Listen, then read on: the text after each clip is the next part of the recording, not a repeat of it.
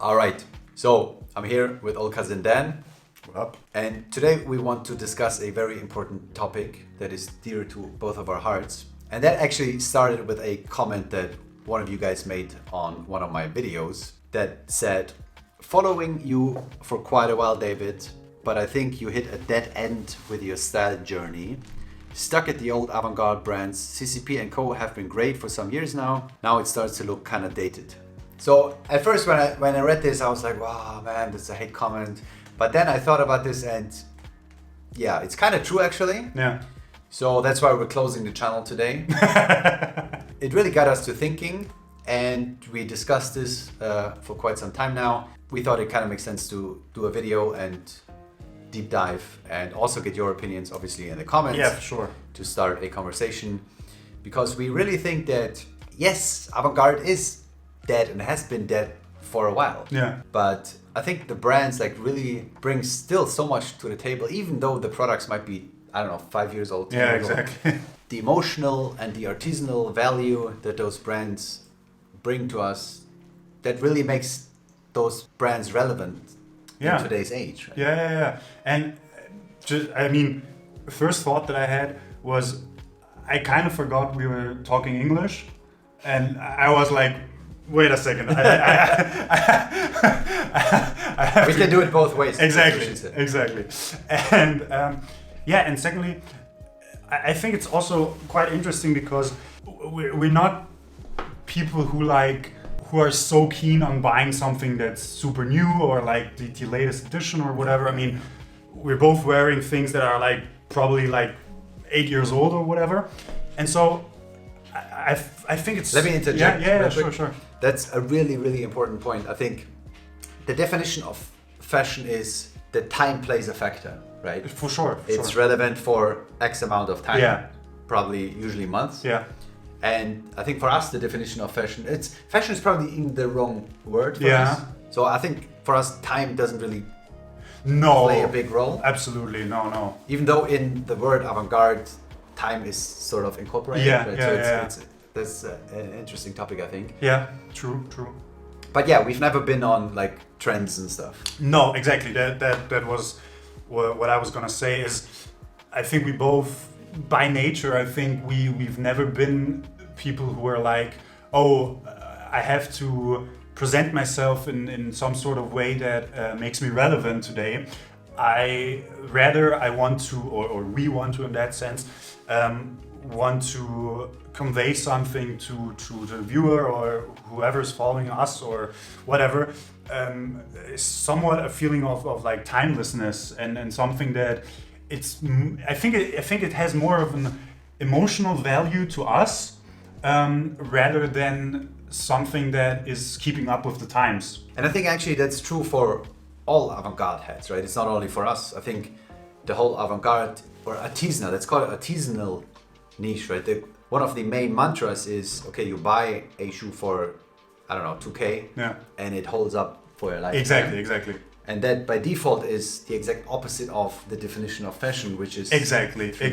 And I always say that at the start of your, I would say like avant-garde journey, I think by default it kind of like ruins every other brand, because you in most of the brands that we find today, you have this time factor that is a big part of why you buy something, because it's trendy right now, because it follows a certain zeitgeist, and because it conveys a certain spirit of the times. And I think by buying something from CCP, Jeffrey, etc., you're actively saying no to that. You're almost saying like fuck you to that, and you're somewhat wanting to go your own way in that. And so I think we both thought a lot about what our style journey is and how we ended up liking the brands that we like, right? Exactly. And I think that's not even like for the video just in itself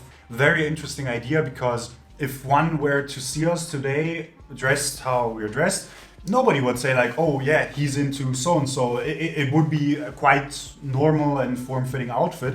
but you are conscious of what you're wearing, right? Yeah. No, absolutely. And I think the topic of style journeys is so interesting to me in general. Not only people who are into avant-garde, but how their style develops. And I did a couple of videos on that topic because I thought it's so interesting. And that's also one of the reasons why I started this channel, to document my journey. True. Yeah, right. And when I got into avant-garde, it was way before I started the channel. And then I moved into a different section. Yeah.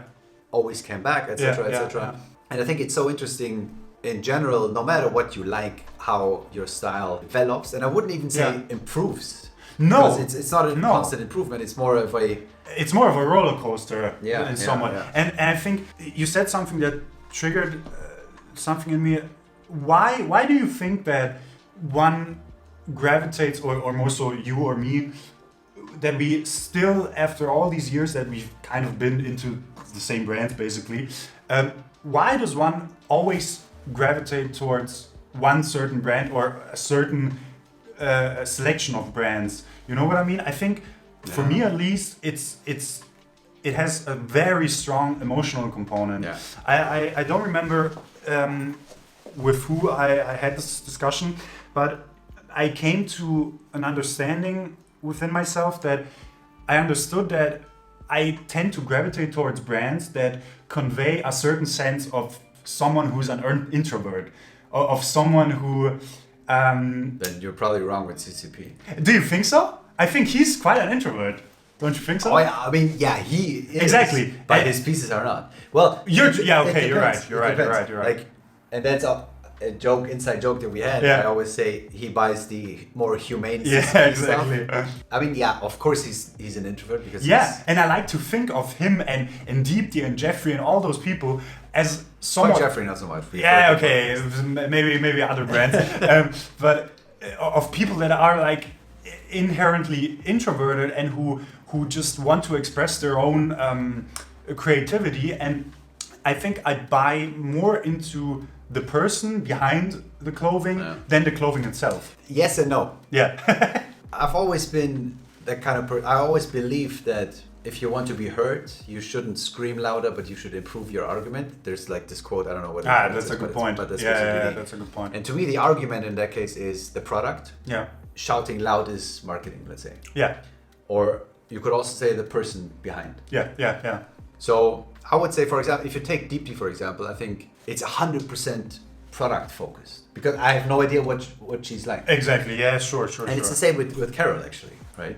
It's you have no idea who that person is. You can there's interpretations from the products, but it's 100% product driven. And I think that sort of interpretation or the sort of feeling that a product gives the wearer, I think that's what interests me the most. Yeah. You know what I mean? Yeah. Would you agree? Yeah. Because I think it's quite similar for both of us, even if our styles, I wouldn't say they're drastically different, but I think they're a little bit different. But I think we gravitate towards the same pieces. Yeah. You know what I mean? Yeah, and that's generally, I think, super interesting. Like, how do you define avant-garde? I think I hate the word avant-garde. Me too. Because when does it start and where does it end? You know what I mean? Yes, and I mean the word in general. Yeah, but before we dive into avant-garde, sure. I would say maybe it would be interesting if we talk about both of our journeys. Yeah, I think so too. Right? How did we get into that niche? Because I think our journeys are quite similar in a way. Yeah, I have no idea actually.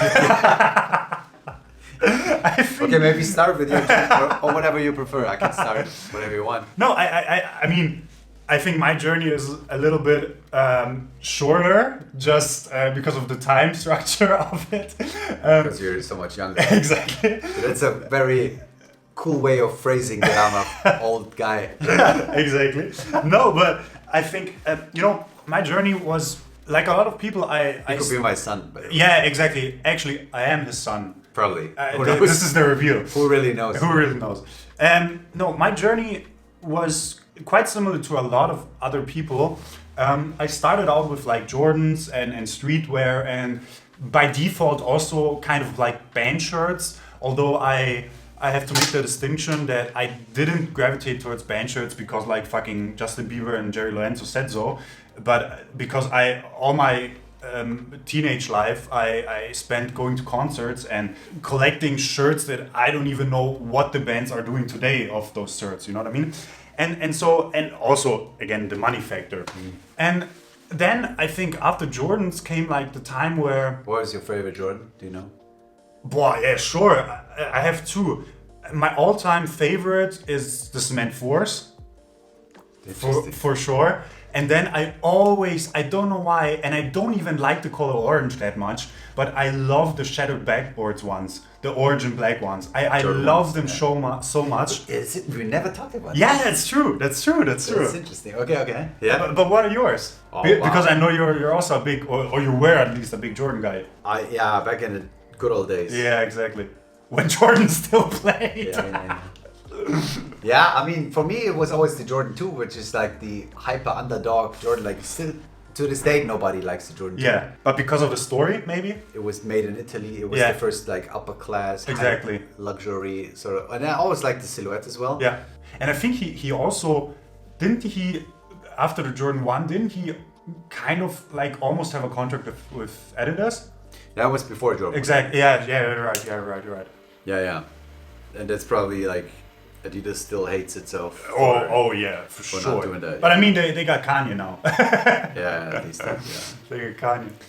Yeah, that's super interesting. I mean, for me, I used to collect Jordans a lot, like the original model. So I used to have like the original Jordan 2 from 1987, original Jordan 1 from 85, 86, etc. Of course, the earlier models were, to me, the greatest. The greatest, yeah. For years, I mixed and matched a lot of things, like Converse with Jordans, with a little bit of Supreme also, with Gucci, and like also like like. Do you have pictures that we can show? Yeah, I think so. Yeah, Okay, let me ask. Do you want to show? That's another topic. You want them to no, sure.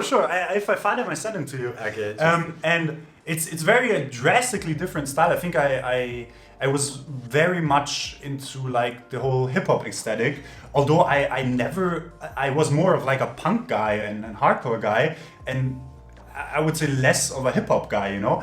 And then I think the defining moment, and it's so funny because it's such a fucking stupid story, but I think the defining moment for me and for my style today was 2015, I think. Or maybe 16, some years before my graduation. I went with my mom to H&M to buy a blazer to wear at my graduation. And it was the first time that I wore something that was, inherently form-fitting, even if it was just an H&M blazer, but it was quite tight on the shoulders, and I was used to like oversized silhouettes and everything. And I looked at this blazer like months before my graduation, and finally I was like, okay, I'm gonna wear it to school today. And like months before the graduation, I was like, fuck it. And I wore that, and everybody was looking at me like, why the fuck are you wearing a blazer? Like in English second period, you know, somebody was like, you know, are you going to a funeral later? I was like, no, that's, I kind of want to wear this today.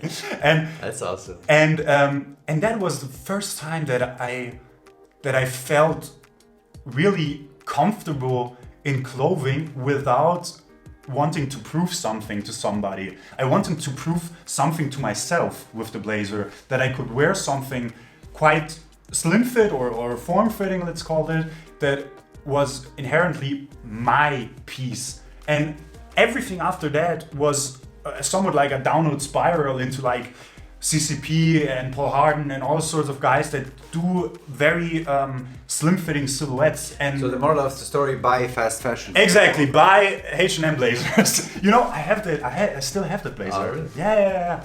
That's interesting. And I think that was the first time that I realized that. And after that, everything I bought was more myself than anything else. You know what I mean?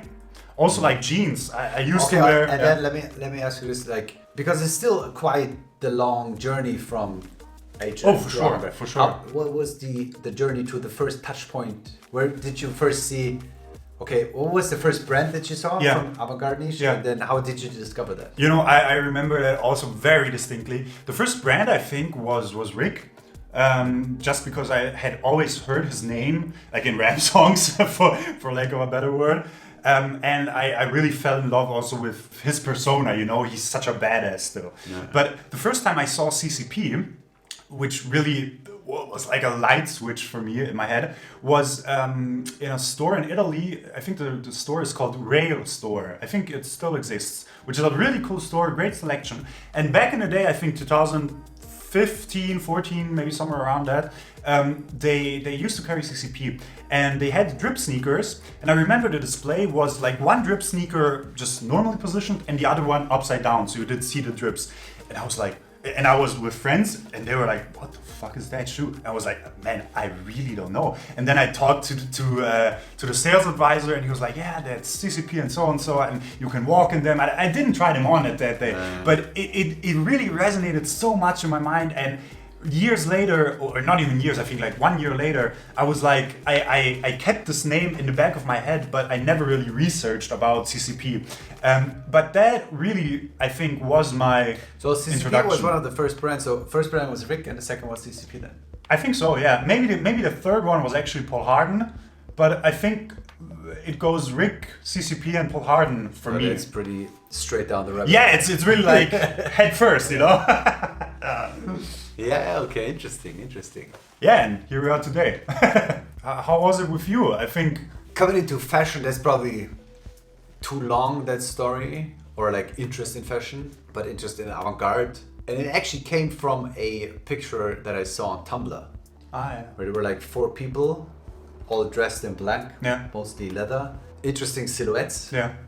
And I thought, okay, that's interesting. And do you remember what brands? Like No, with there was no tag. Like, okay. Zero idea. So I had no idea what to look for. Yeah. Yeah, it was maybe. No, it was before 2015, maybe 2013 or something like that. And I had no idea what to look for, but I really loved the aesthetic. Yeah. What I did is I went just through the city to local stores and just looked at. Here in Munich.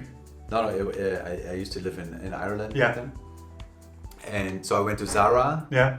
and they had sort of like a outfit that looked. Yeah, not outfit, I but know, like I know pieces. exactly what you mean. Yeah. So I bought.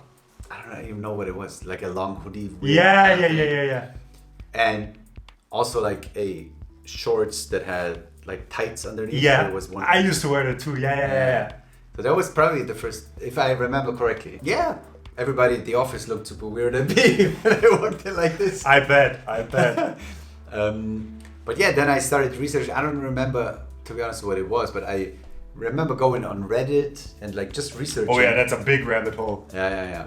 And so the first keyword that I came across was goth ninja. Yeah. So I researched that when I Or found black that. fashion. And then I kind of researched and got more deeper into this stuff, and that's when not sure if I discovered Grail by then, Yeah. if it was already around, I'm not sure. I think it was around. Yeah. I think it was around. Yeah. But I think the first avant-garde piece that I bought was a Rick long sleeve that I bought on eBay. Yeah. So You, like you know, my first avant-garde piece that I bought was also Rick, the Ramones. Oh wow. Yeah. That's a good first purchase. I still have them today. Oh, wow. I don't wear them, but I think I will never sell them. Yeah, that's a good call. Yeah, so that was the first piece that I bought, and then I think one of the earliest actually that I bought was a hyper deep into the rabbit hole Yeah. piece, which was the Julius gas mask leather Oh pants. shit! Yeah. So it's full lamp leather pants. They cost a fortune. Super uncomfortable. My wife hated me. Yeah, that was super strange. And I felt super uncomfortable because as you probably know, I'm always used to like wearing more skinny Yeah.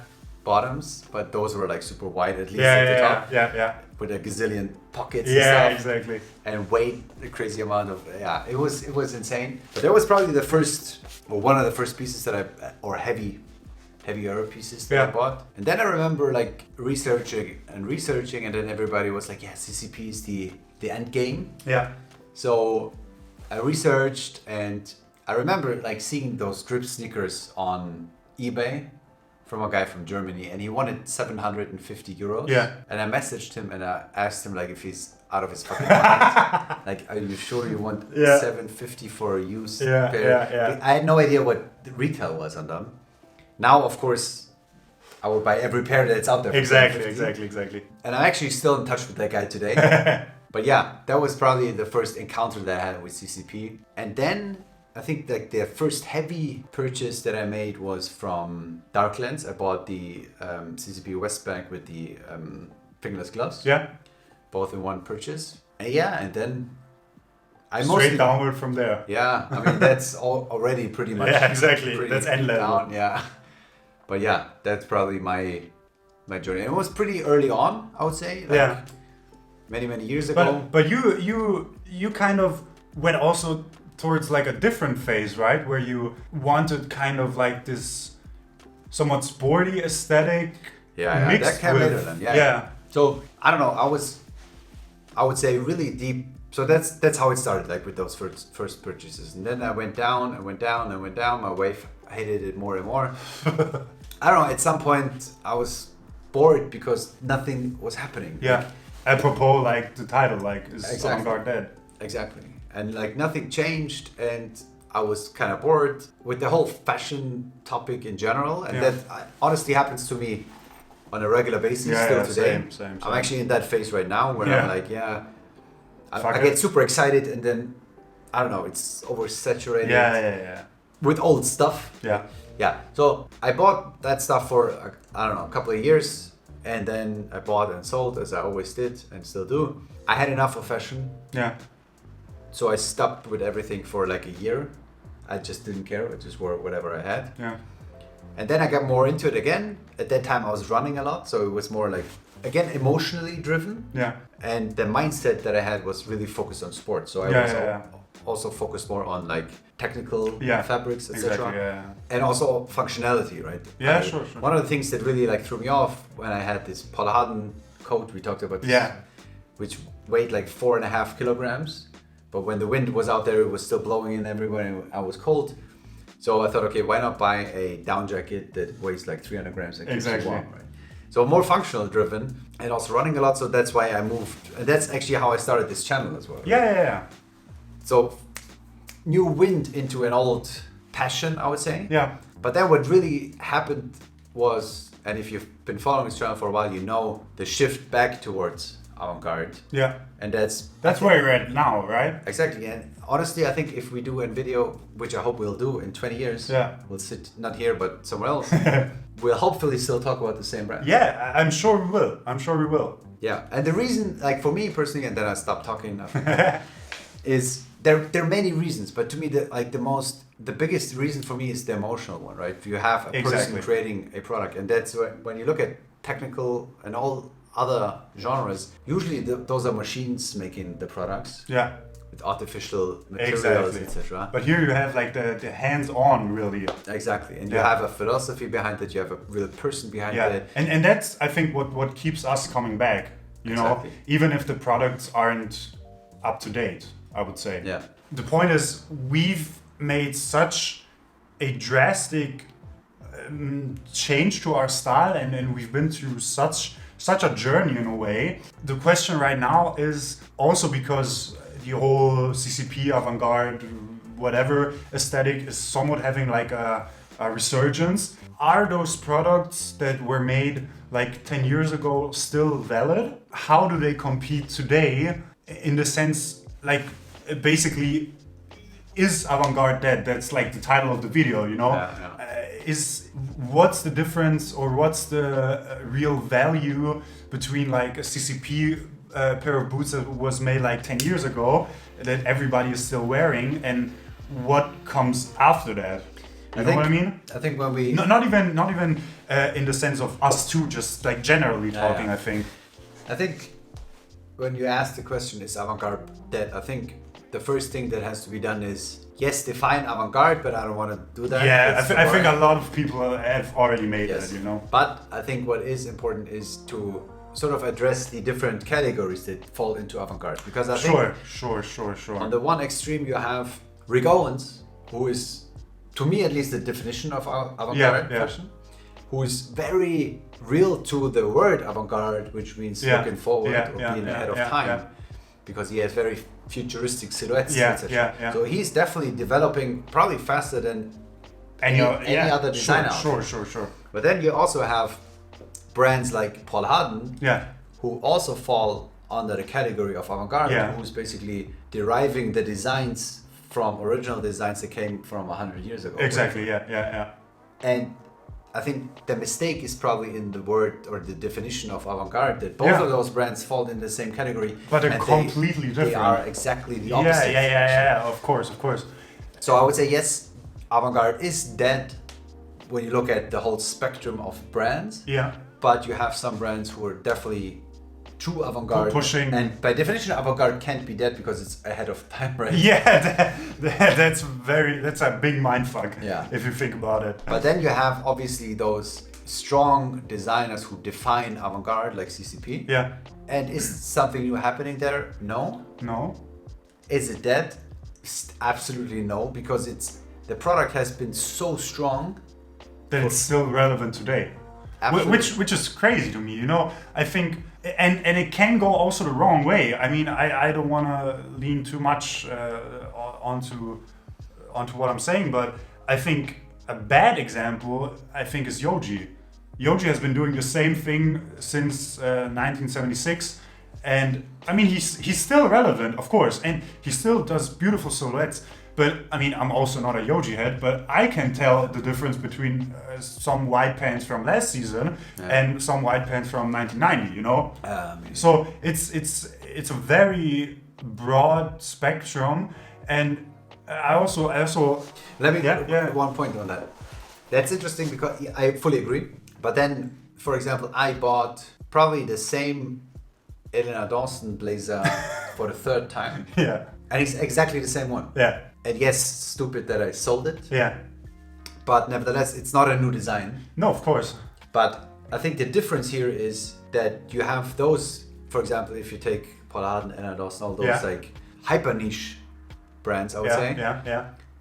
They don't come out with 40 different designs each season. You're right. As you have with Yoji, for example. Exactly, yeah, and you're with right. Yoji, then you expect probably a development. Yeah. But I think that's why I think Paul Arden and Elena Dost, for example, are for me the definition of avant-garde fashion. Of course. Because they don't rely on seasons. Yes, they do a new fabric every now and then. Exactly. It's the same model every time. Exactly. But I still love it, and I don't care if it's fashionable because the design is 100 years old anyway, so it's not fashionable anyway. Exactly. And I think an interesting question would be, why do you still feel connected to the same Elena Dawson blazer that you've bought for the third time? Like, what made you re-buy it now for the third time? 100% the emotion. Yeah, and that's it. That's really it. You know what I mean? Yeah. That's really it. Because I mean, like we said in the beginning of the video, you don't have much else to go on with these brands that don't do marketing, basically don't have an Instagram account, and basically don't do any sort of communication except for the products. And so I think you really rely on what you expect in the product and what it conveys to you. But of course also the silhouette, obviously, every time. No. But it's interesting because when we say emotions, right, we're driven by emotions. Yeah. That's why marketing exists, right? Marketing is there to create emotions. To capitalize on the emotions. Yes, but to create the emotions as well. Yeah, sure. And I think what's super interesting with those brands is that those emotions are conveyed just by the products. Yeah. And that means that the products have to be so strong. Exactly. That with literally no communication, you have to get a strong emotion. Exactly. To convince someone not to buy socks that cost $5. Yeah. So I think it's 100% product driven. And also, of course, you have the stores that sort of act as a marketing channel. Sure, of course. Emotions. Of course. But yeah, that's the same thing for me. Like, I always found myself much more driven to the product than to conforming to like a certain standard of how I have to look and how I have to present myself, you know what I mean? Yeah. But I think that the interesting part is, I mean, we've both kind of like accepted the rabbit hole. I think that's also a good title for the video, by the way. Accepting the rabbit hole. Soon on Netflix. We've both accepted it. The question now is, what the fuck comes after this rabbit hole? Not necessarily for me or for you, because I think we've both, as we stated... Now remember my point. Yeah, exactly. Let me quickly say before I forget it again. Yeah. Shit, now I forgot it again. Come on, man. Yeah. So I think for me, how we define fashion, right? There's a development, right? You have to improve. There's new seasons, new stuff coming in. Yeah. And for me personally, I never defined it that way. My goal actually in fashion was always to find the one pair of boots that I rock forever. Yeah. Find the one blazer. That's absolutely unrealistic, I found now. Yeah. I've actually realized last week. But I still have that romance in my head, like, okay, just buy one pair of tornadoes and wear them no matter what you do every day. That's the one. And I did one video which is like I remember. Yeah. I've always romanticized this idea to have one pair of pants. Yeah. One pair of shoes. Same and here. To rock it to death. Yeah. Same. And then I think also like the price is justified, right? When you pay, it doesn't cost my wear, matter. you know? Yeah, exactly. Doesn't matter what it costs because you wear it forever. Exactly. And that's actually what has always intrigued me, not to be up to date, because avant-garde has never been up to date or fashionable. No, of course. But to me, it's about the craftsmanship and that it lasts forever, and I wear it to death and get character on that piece. Yeah. Unfortunately, that has never happened. But I still romanticize that idea. It will come one day. Hopefully. And I think by definition, because like you said, the products are made to last such a long time, you sort of go into like a pair of boots expecting them to last so much. And like I said in the beginning, that ruins every other brand for you, because you know those fucking boots will last you a long time and will be like almost your companion in a way in everything you do. And I think that's quite a beautiful idea. I think I've always leaned on that idea, and I think we understand each other. I think a lot of other people, maybe people that are not so into fashion, really don't give a fuck about that sort of idea. They're like, a pair of boots is like a pair of boots. But one really connects with the product, and I think that's something that... And it's also making it your own. You know, when you sure. wear those boots every day, you remember, okay, I went to this place, I experienced this. For sure.